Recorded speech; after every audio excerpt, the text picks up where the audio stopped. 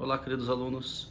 Inicio agora com vocês a retomada dos conteúdos do primeiro bimestre do segundo ano do ensino médio. Nós havíamos iniciado com as ideias de René Descartes, o eu racional, e nós vimos que essa saída do período medieval para o período moderno, ela é marcada exatamente pela construção de um conhecimento, dito racional. Surgem aí os filósofos racionalistas, os filósofos empiristas, e o René Descartes está no meio dessa polêmica toda, procurando entender as bases do conhecimento, tá bom?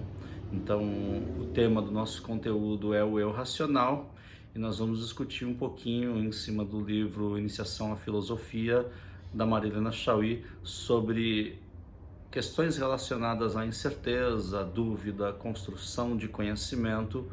E na sequência nós vamos trabalhar um pouquinho com as ideias de René Descartes, tá? Nós vamos aprender um pouquinho sobre a ideia do penso, logo existo, cartesiano, E eu vou trabalhar com vocês com uma plataforma que é um site, site Humanidades. Vou mostrar para vocês aqui um pouquinho, vou ficar um pouco de lado aqui, ok? Esse aqui é o site, ok? Vocês vão trabalhar então, deixa eu só lateralizar aqui para ficar mais fácil a visualização, ok? Aqui nesse site, se ele for aberto no computador, o primeiro item aqui da lateral direita, notícias, a busca da verdade e o eu racional em René Descartes. Esse é exatamente o conteúdo que nós vamos trabalhar. Clicando aqui, vocês têm o conjunto dos conteúdos aqui, tá? Eu vou dar uma atualizada nesse conteúdo, vou colocar o texto corrido para que vocês possam fazer a leitura, e abaixo vocês terão a possibilidade de acessar as avaliações, ok? Eu vou fazer o acompanhamento dessa atividade com vocês passo a passo, com o texto, interpretando ponto a ponto. E na sequência a gente faz uma conclusão. Então a primeira parte de tudo nós vamos trabalhar o texto da Marilena Chaui sobre incertezas, dúvidas e verdades, e aí na sequência nós vamos estudar especificamente as ideias de René Descartes, tá bom? Então vamos lá. Toda Marilena Chaui inicia abordando a questão da construção do conhecimento. Conhecimento cada um de nós temos. Ela inicia abordando 3 itens que se relacionam aos nossos conhecimentos: a ignorância, a incerteza e a insegurança, ok? Nós devemos pensar o seguinte, que o nosso estado de ignorância não necessariamente se relaciona com uma falta de conhecimento, mas, na maior parte deles, com a obtenção de conhecimentos imprecisos, ou na certeza de termos um conhecimento válido e inabalável, tá? Então, ignorante é aquele que acredita que tem um conhecimento inabalável ou que desconhece realmente o fundamento das coisas, tá?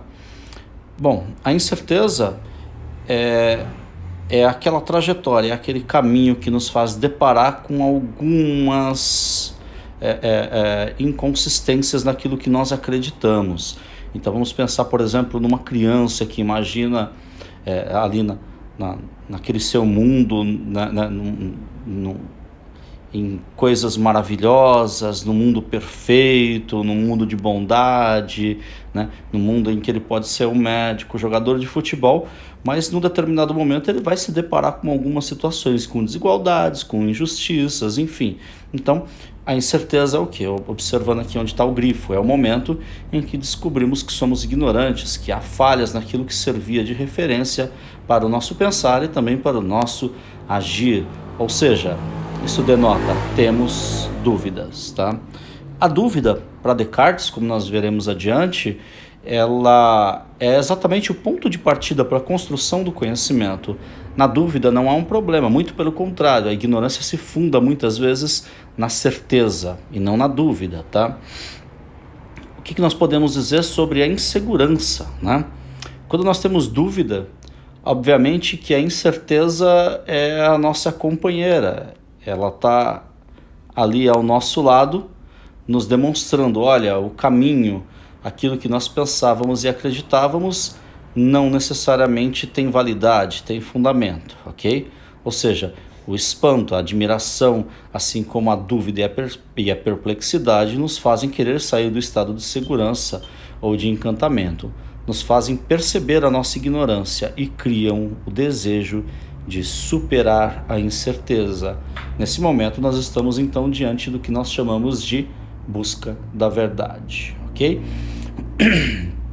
Ou seja, o gatilho para a busca da verdade é exatamente essa insegurança, esse processo que nos vem por meio da dúvida, tá? Exatamente por isso que mais adiante nós vamos ver que para Descartes todo conhecimento se funda com base na dúvida, né? Eu não parto de certezas, eu parto de dúvidas para a construção de certezas, tá? Mais aqui adiante o texto aborda com o trecho Desejo de Verdade, né? O subtítulo Desejo da Verdade, aliás, como que nós agimos diante de certas situações. Então ele diz ali, por exemplo, como uma criança, né? Quando ela brinca, por exemplo, ela sabe até a diferença entre o mundo real e real ali, né? Obviamente que a ideia dela de realidade não é uma ideia crítica, não é uma ideia realmente consistentemente construída, mas ela tem noção, por exemplo, que quando ela coloca um sapato do pai ou da mãe ali, que ela está imitando, vivendo um mundo de faz de conta, tá? E essa criança, por exemplo, nós podemos dizer que ela é muito sensível, né, àquilo que os adultos contam. Então, por exemplo, como ela faz essa diferenciação entre mundo real e irreal, quando nós mentimos para uma criança, obviamente que há aí um processo de mágoa muito grande, um desapontamento com o adulto. Nós podemos dizer que a criança é um ser que a todo momento busca a verdade das coisas, né? Aquela curiosidade do que é isso ou do que é aquilo, ou do encantamento, do espanto diante de certas situações, né? Quando uma criança vê, por exemplo, um trem ou um cavalo, né? Ou um cachorro e simplesmente se estremece toda diante daquilo, ela está demonstrando ali o encantamento dela diante da possibilidade do ato de conhecer. Nós estamos aqui na segunda coluna, ok? Na sequência, o texto fala sobre duas possibilidades que nós estamos submetidos quando nos decepcionamos, né? Ou seja, quando crianças estamos sujeitos a duas decepções. A de que os seres e as coisas as coisas, os mundos maravilhosos não existem de verdade e de que os adultos podem nos enganar, né? Ou seja, diante disso nós criamos muitas vezes ou a recusa de sair daquele mundo imaginário que nós vivemos e que nós achamos que é lindo, que é maravilhoso, ou, no segundo caso, a gente simplesmente toma uma atitude diferenciada e passamos a procurar a verdade das coisas. Ou seja, nessa busca da verdade, muitas vezes nós procuramos o belo, o maravilhoso, né? Ou seja, a reconstrução daquele paraíso perdido, tá? Isso pode se obter, por exemplo, por meio da arte. Isso lembra muito também o modo como os adultos fazem, né? Então você tem lá uma desilusão amorosa, e aí na sequência você começa a escutar as sofrências que falam de amores perfeitos, né? Ou de amores perdidos e da esperança de um amor perfeito. Isso na verdade é uma tentativa aí, né, dentro do psicológico humano de reconstruir aquele mundo perfeito, quando na verdade a gente sabe que a perfeição mora no plano das ideias, aí, como diria Platão, tá? E, enfim, os jovens também têm lá o seu modo de se decepcionar em relação a isso, tá? Em relação a possibilidade de estar vivendo uma realidade que não necessariamente está investida de verdade, ok? Então, passando aqui para o próximo passo, nós estamos praticamente no fim. Na sequência, eu gravo as aulas referentes ao René Descartes, que é um pouquinho mais complexo, porém nem tanto, tá bom? Então, dificuldades para se buscar a verdade. Gente, esse texto é bem interessante. Por quê? Vamos imaginar, por exemplo, que nós estamos na sociedade da informação. Diferente do que ocorria, por exemplo, lá na década de 60, 70, 80, até mesmo na década de 90, em que a informação ela dependia muitas vezes do acesso, né, a certas tecnologias, ou acesso à mídia impressa, ou acesso, por exemplo, a um smartphone, a um computador. Hoje em dia isso praticamente se universalizou. A gente tem mais smartphones no Brasil do que brasileiros, né? É claro que muitas pessoas têm 2, 3 aí, né? Enfim. E outros não tem nenhum, ou tem uma tecnologia ultrapassada, mas o que nós podemos dizer é que praticamente todos estão incluídos aí na sociedade da informação, tá? Praticamente, porém não todos, obviamente, tá? Isso obviamente cria na gente a seguinte ideia, de que, poxa, todos têm acesso à informação. Vamos ver um pouquinho aqui do que a autora expõe pra gente? Ora, é essa enorme quantidade de veículos e formas de informação que torna tão difícil a busca da verdade, pois todo mundo acredita que essas informações são verdadeiras. Como tamanha quantidade de informações ultrapassa a experiência vivida pelas pessoas, estas se vencem em meios para avaliarem o que recebem. Ou seja, vamos pensar aqui um pouco. Quantas pessoas já não receberam aí um fake news e saiu compartilhando, seja lá no Facebook, seja lá no WhatsApp, tá? Então, se vocês observarem o balãozinho aqui amarelo do lado direito dessa primeira coluna, se vocês clicarem aqui, ele vai permitir vocês abrirem. Então, olha só. Muitas fontes favorecem a expansão das fake news, que são desencadeadas em razão da quantidade absurda de informações que chega a cada um de nós, tá? Então muitas informações chegam a nós e nem sempre nós temos condições de saber se essa informação realmente é verdadeira. Vamos pensar no momento em que nós estamos vivendo, é um momento incrível, né? Então nós temos de um lado a mídia esquerdista produzindo manchete, produzindo notícia, produzindo materiais audiovisuais, produzindo textos, dizendo que tudo aquilo que a direita tem feito no Brasil tem sido errado. E ao mesmo tempo a direita também faz isso. Qual é o ponto que nos permite saber quem realmente está certo, né? Então, vamos pensar aqui numa dicotomia bem interessante. Globo Lixo versus Record Santa, né? É uma realidade que nós estamos vivendo agora, né? Então a direita diz, olha, a Globo é um lixo, mas a Record é boa. E obviamente que a gente sabe que não é bem assim, não é, na verdade, exatamente assim, não é de modo algum assim, né? Então alguns veículos como Folha de São Paulo, a Globo, são veículos que hoje em dia são contestados, mas são veículos que não necessariamente mudaram só porque mudou o governo, tá bom? Eles sempre mantiveram uma linha ali. Isenção é uma coisa complicada, tá? Não dá para dizer que um veículo é isento. Bom, mas as pessoas não fazem ou não podem fazer tal experiência e por isso não percebe que, em lugar de receber informações, estão na maioria das vezes se desinformando. Realmente, na nossa sociedade, informar-se pode ser um processo muito difícil, tá? Então, a dificuldade que nos faz... Desculpem, a dificuldade que nós temos de buscar a verdade na nossa sociedade também pode vir da propaganda. Pois é. Então vamos pensar aqui, por exemplo, sem que eu queira realmente fazer uma crítica de ordem cultural, vamos pensar, por exemplo, na propaganda que se faz nos funks, né? É o que a gente chama de funk ostentação, né? Ele te vende por meio das músicas, por meio da propaganda, por meio dos shows. Ele te vende ali uma ilusão de que a posse de determinado produto o faz melhor, né?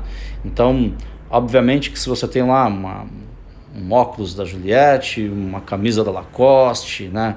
Um boot da hora, um tênis de marca, isso faz com que você se sinta algo ou alguém muito importante. Então vamos pegar aqui o exemplo, na propaganda, né? O banco faz a família alegre, provida, unida e sem preocupações. O automóvel faz o homem confiante, inteligente, belo, sedutor, bem-sucedido, né? Bom, cabe dizer aí que depende do carro, né? Mas, obviamente que essa é a imagem que se tenta vender, e obviamente que nesse drama existencial que nós temos, né, de querer ser alguma coisa, querer ser alguém, nós acabamos aí muitas vezes nos perdendo, né, deixando-nos seduzir por cada uma dessas coisas e acreditando que aquilo que a propaganda vende também é verdadeiro, tá bom? Bom,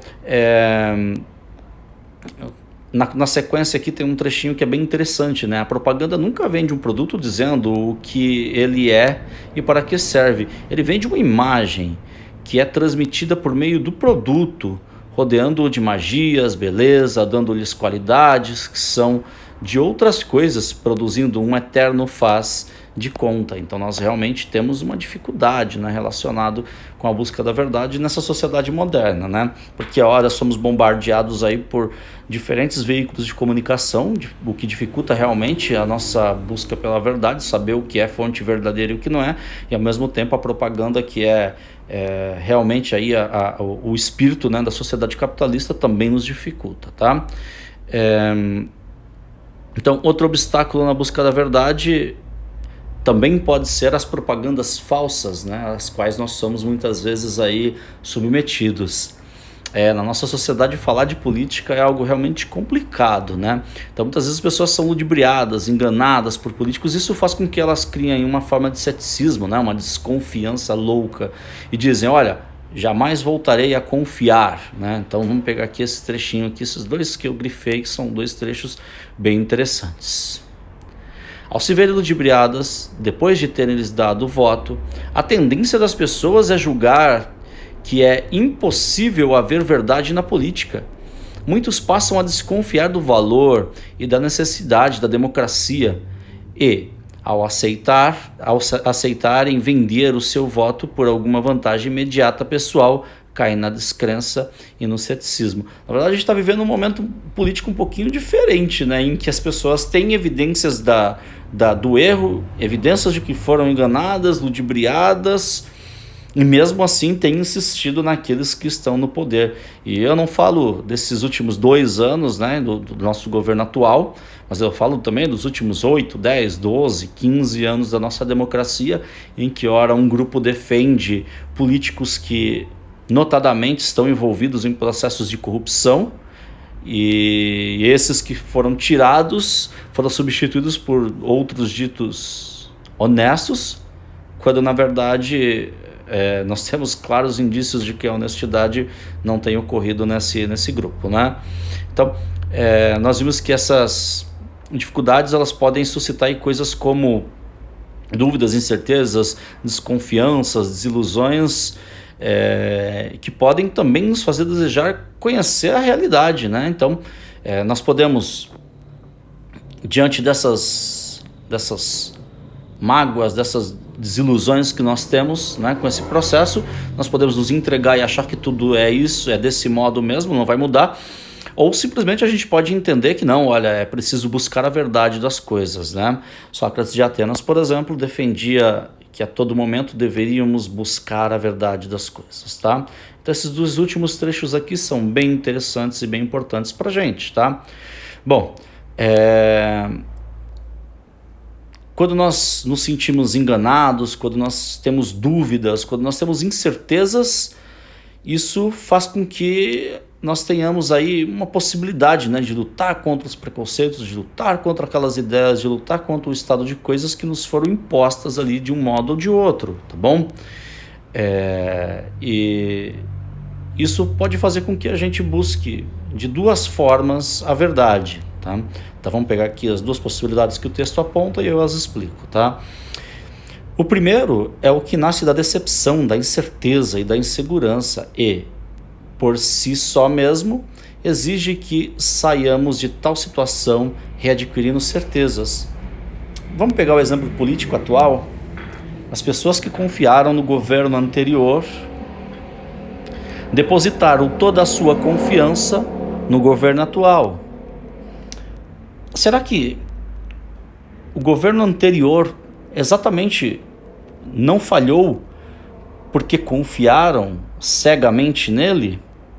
Será que, por exemplo, se nós tivéssemos dúvidas do governo anterior e tivéssemos cobrado ele, será que o resultado que nós teríamos hoje não seria muito diferente do que o que nós temos? No Brasil nós temos o hábito aí de endeusar políticos, né? Ou seja, nós saímos de uma incerteza, porque nós nos sentimos chateados, magoados, enganados pelo governo anterior, e entramos em outro governo confiando piamente, cegamente nele, e qual o resultado que nós temos, né? Então, essa é uma outra forma de busca da verdade. Eu saio de uma certeza que foi quebrada, ou seja, de uma incerteza, de uma dúvida, e passo para outra certeza, né? É como se eu saísse da ideia de um amor verdadeiro que eu tinha com uma pessoa e que foi destruído, e me entregasse para outro de modo cego, sem duvidar da possibilidade de erro, sem cobrar e sem a devida crítica que nós temos que ter para qualquer relação humana e política que nós exercemos aí na sociedade, tá?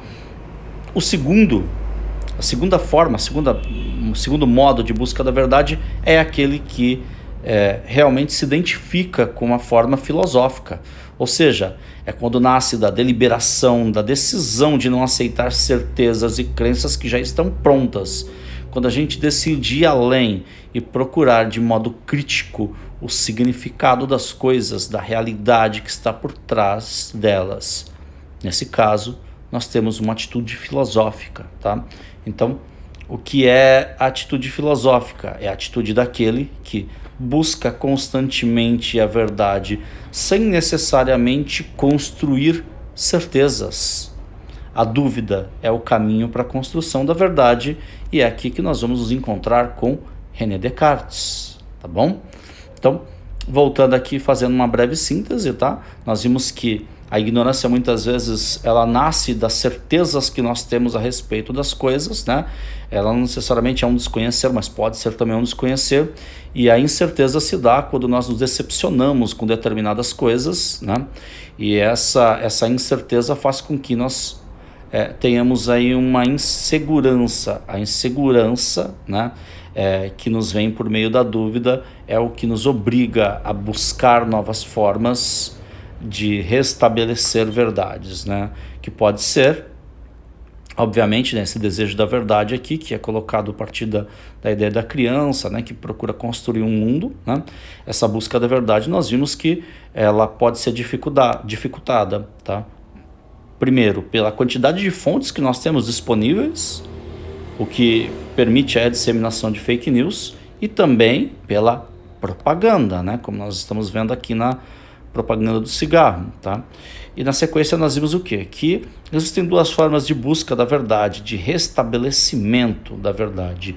Aqueles que desejam a verdade pautadas em certezas, nas quais se pode seguir cegamente, e a segunda, que é a dúvida filosófica, que é aquele que nasce da nossa capacidade de duvidar, né? De construir criticamente ideias, de procurar o fundamento de todas as crenças, de todas as ideias que tem na sociedade, e de compreendê-las uma a uma, tá bom? Espero que tenha ficado fácil para entender. Na próxima aula eu trabalho com vocês as ideias de René Descartes. Um abraço a todos, até mais.